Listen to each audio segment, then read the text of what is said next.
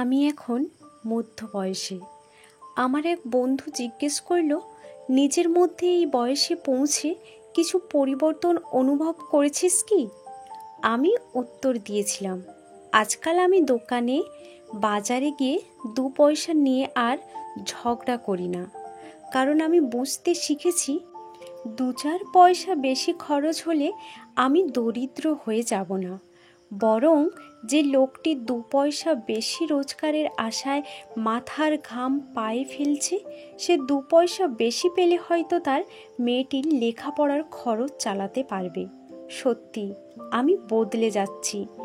বয়স্ক লোকদের বলা একই গল্প বারবার শুনেও বলি না, থামো তো, বহুবার শুনেছি, বুঝতে শিখেছি এই গল্পগুলোর মধ্যে তাদের অতীতের স্মৃতি জড়িয়ে রয়েছে, যা তাদের নিস্তরঙ্গ জীবনে কিছুটা আনন্দ বয়ে আনে।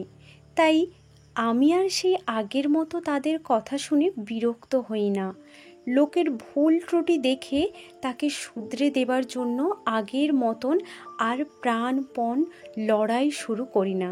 কারণ আমি বুঝতে শিখে গেছি, সারা পৃথিবীর লোকেদের শোধরানোর দায় আমার নয়, বরং আমার মনের শান্তি আমার কাছে অনেক বেশি দামি। হ্যাঁ, আমি বদলে গেছি। এখন আমি বিনা কারণেই মানুষকে অভিনন্দন জানাই, তাদের প্রশংসা করি।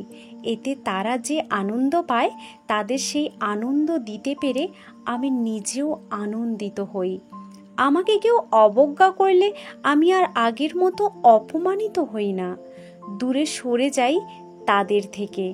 আমি বুঝি তারা হয়তো আমার মূল্য বুঝতে না পেরে আমায় অবহেলা করছে, কিন্তু আমি তো জানি আমার কাছে আমি অমূল্য। আজকাল আবেগের যখন তখন অপ্রত্যাশিত প্রকাশ আমাকে আর লজ্জিত করে না, কারণ আমি শিখে গেছি যে এই আবেগগুলোই আমাকে মানুষ বলে নিজের কাছে পরিচয় করিয়ে দেয়। এখন আর নিজের ইগোকে আঁকড়ে ধরে থাকি না।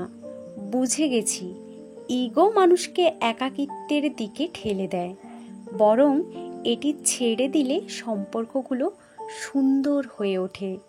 প্রতিটি দিনকে জীবনের শেষ দিন মনে করে বাঁচি। প্রতিটি দিন নিজের সঙ্গকে উপভোগ করুন। প্রতিটি দিন নিজেকে ভালোবাসুন। হ্যাঁ, মধ্য বয়সে এসে এগুলোই আমার উপলব্ধি। বয়সের সাথে সাথে অভিজ্ঞতার ভারে এই উপলব্ধিটা আমি রপ্ত করে নিয়েছি। মধ্য বয়সে এসে এই গল্পটির সাথে আপনারাও কি সহমত? জানাতে অবশ্যই কমেন্ট করবেন। ভালো থাকবেন, সুস্থ থাকবেন।